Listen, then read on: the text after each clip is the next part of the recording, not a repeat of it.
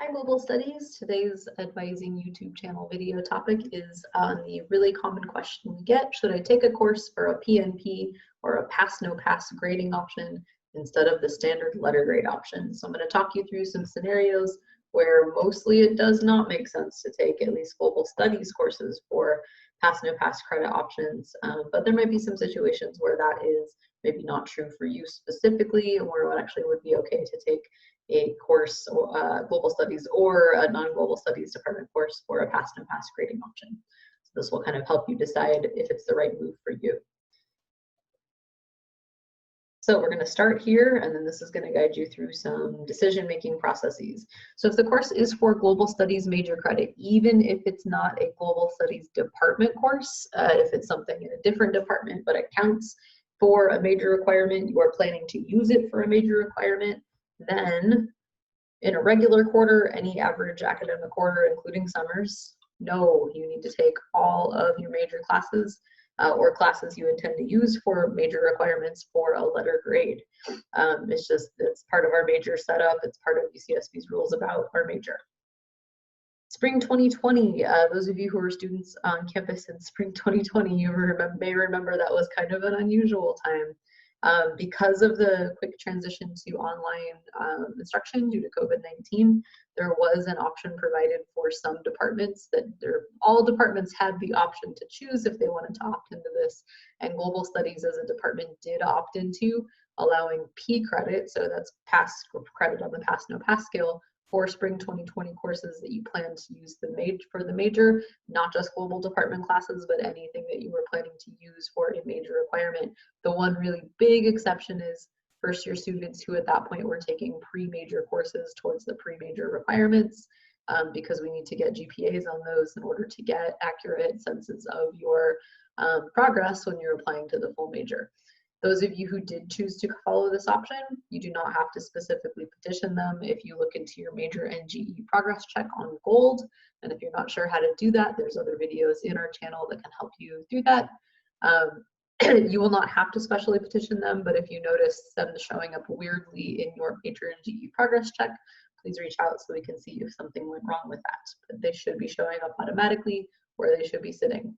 For those of you who aren't totally sure, if you were in the pre-major, which courses count in spring 2020 towards the pre-major, that would be Global 1, any of your 3 history courses. A letter grade is needed on these for future GPA calculation purposes.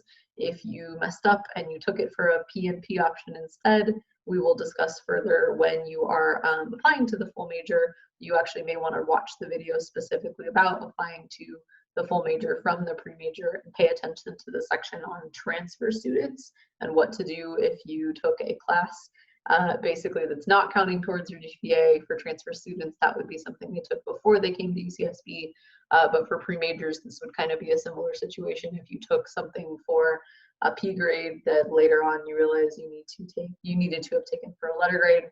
There may be some ways around it, but we'll need to look at it on a case-by-case basis later. However, so we're kind of going back to this thought and this thought.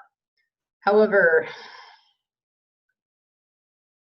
you want to think really carefully about the following. Even if you have the option to take a course PNP, you want to think about these things. With a PNP option, you get a P or a passing grade and units towards graduation only if you get the letter grade equivalent of a C or better. So a C or better, not a C minus. A C minus and below would be giving you an NP or a not passed. And then you don't pass the class, you don't get the units. It essentially counts as a failed course, but it counts a little differently in your GPA. However, with a letter grade option, you get a passing grade and units towards graduation, and you fulfill the requirement if it was a class that you were taking for a specific requirement, as long as you get a D minus or higher. So you actually, with the PNP option, are raising the difficulty level or the threshold that you need to achieve in order to get that passing grade or that P grade. So that actually raises the bar for the passing grade. Now, instructors don't know who is choosing PNP and who is choosing a letter grade. They don't have any say in it. They don't know. All they do is put in a letter grade for you, just like they would for any student. And then the computer, if you've chosen the PNP option, automatically converts it for the instructor. But they don't have any idea about who is and who is not signed up for the PNP option instead of the letter grade option. So just kind of keep that in mind. Some students think that if the professor knows that they're signed up with the PNP option, it'll somehow affect the letter grade that they give them. It won't. The letter grade goes with just your progress in the class like it would be for any other student. And then there's some other situations where it might not make a lot of sense to take a course pass, no pass. So if any of these apply to you or you think they might apply to you, think very, very carefully before you decide to take a class, no pass, no pass. And in some cases, you may just be disqualified from taking a class, pass, no pass. Or if you do take a class, pass, no pass, there may be some extra things you need to deal with, or the classes might not count in the ways that you would have hoped for. So students taking courses in other departments that have not opted into this special spring 2020 policy, just for spring 2020, may not honor P grades. This is also true if we're no longer in spring 2020, like we aren't at this point when you're watching this video. This is also just a general issue to keep in mind. Let's say you decide to change your major later, right? You're in global right now and you're taking classes in a different department and you take them for a P grade. And then later you change your major or you decide to use that course towards a double major or a minor along with global studies, but the other department does not honor that as a major requirement that you can take for a P grade. Let's say that they don't allow you, much like we do, we don't allow you to take major requirement courses for a P grade. For example, econ is a really common department that a lot of people double major with our major. Let's say you took an econ class for a P grade thinking you were allowed to during either the campus closure in spring 2020 or just because you thought you were only going to use it as an elective, but later you decide that you might be interested in changing your major or double majoring with econ. In that case, they would not likely honor that. That would depend on the individual department to make the decision if they're willing to honor that. But in general, they may require you to retake the course, or you maybe would not be eligible to join the major without a letter grade on that course. So if you at all think you're interested in, excuse me, that subject or using that department's courses towards a later double major or minor or change of major, better not to take them pass, no pass.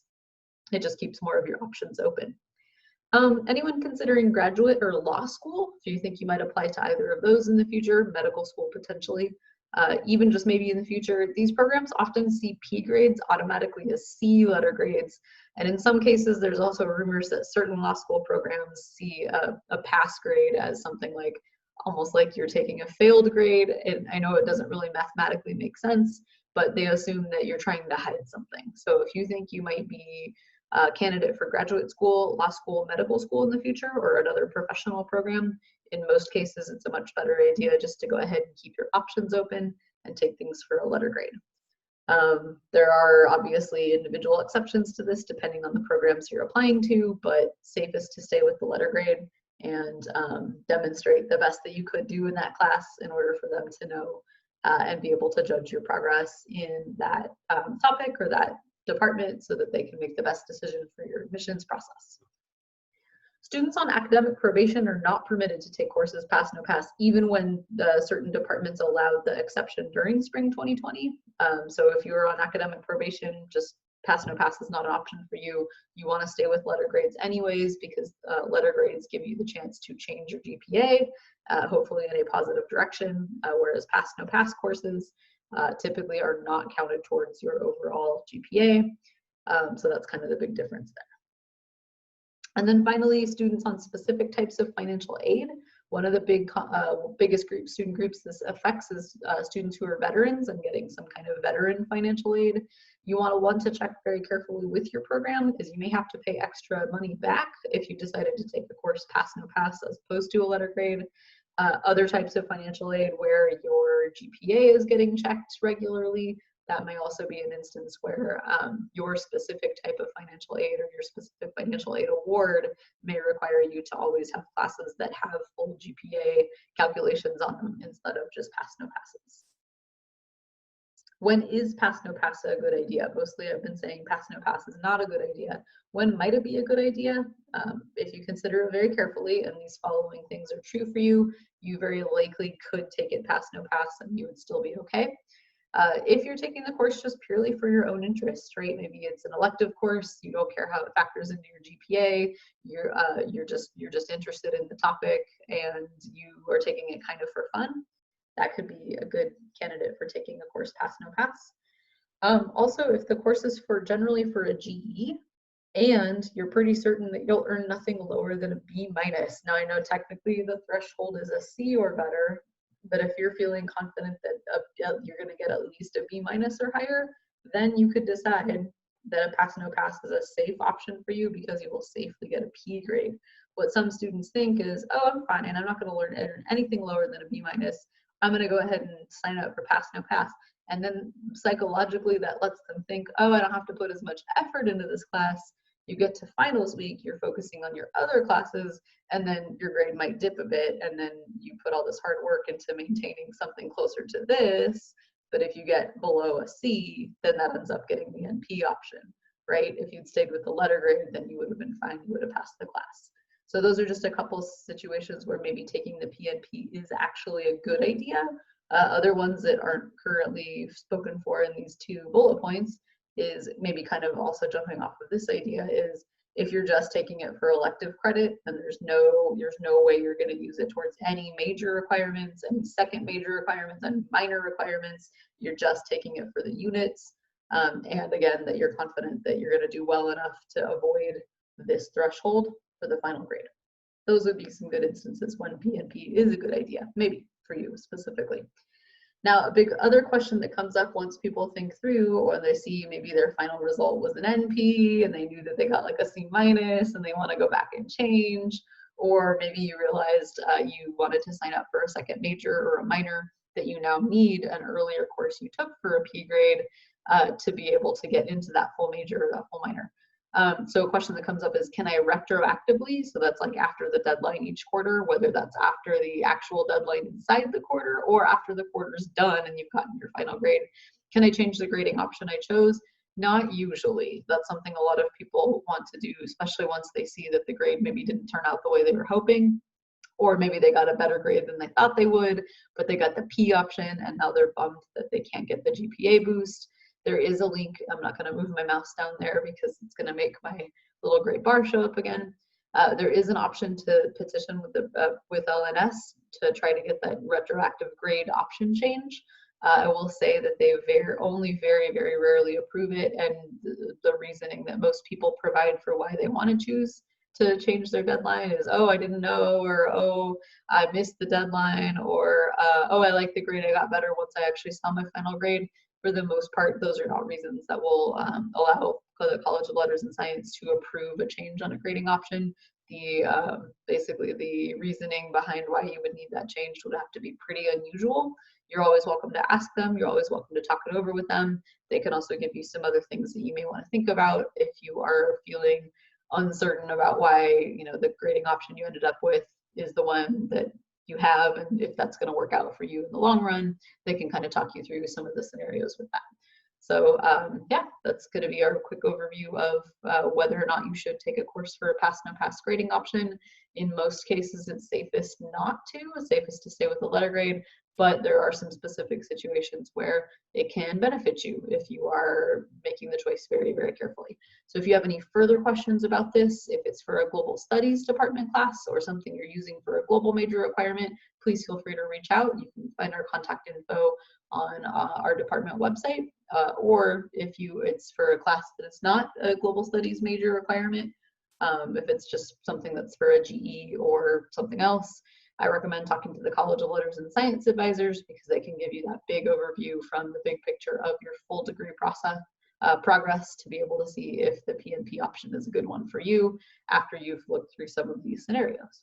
Thanks for watching. Please reach out if you have further questions.